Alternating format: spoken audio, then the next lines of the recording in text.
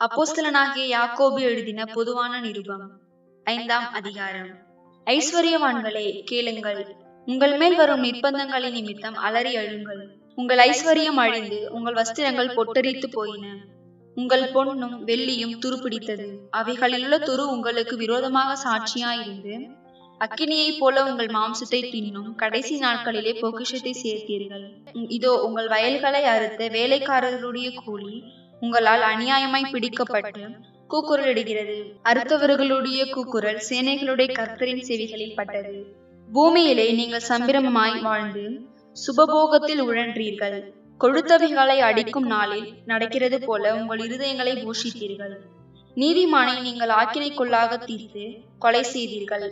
அவன் உங்களோடு எதிர்த்து நிற்கவில்லை. இப்படி இருக்க சகோதரரே, கர்த்தர் வருமளவும் நீடிய பொறுமையாயிருங்கள்.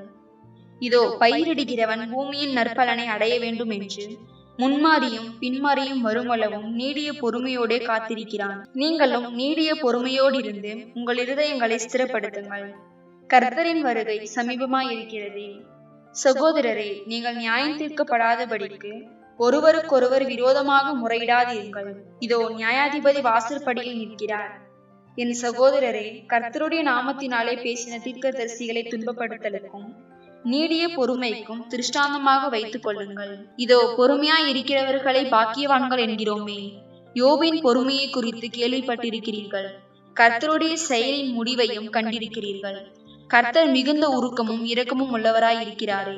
விசேஷமாய் என் சகோதரரே, வானத்தின் பேரிலாவது பூமியின் பேரிலாவது வேறு எந்த ஆணையினாலாவது சத்தியம் பண்ணாதிருங்கள்.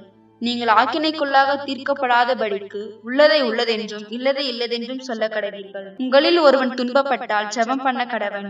ஒருவன் மகிழ்ச்சியாயிருந்தால் சங்கீதம் பாட கடவன். உங்களில் ஒருவன் வியாதிப்பட்டால் அவன் சபையின் மூப்பர்களை வரவழைப்பானாக. அவர்கள் கர்த்தருடைய நாமத்தினாலே அவனுக்கு எண்ணெய் பூசி அவனுக்காக ஜெபம் பண்ண கடவர்கள். அப்பொழுது விசுவாசமுள்ள ஜெபம் பிணியாளியை ரட்சிக்கும்.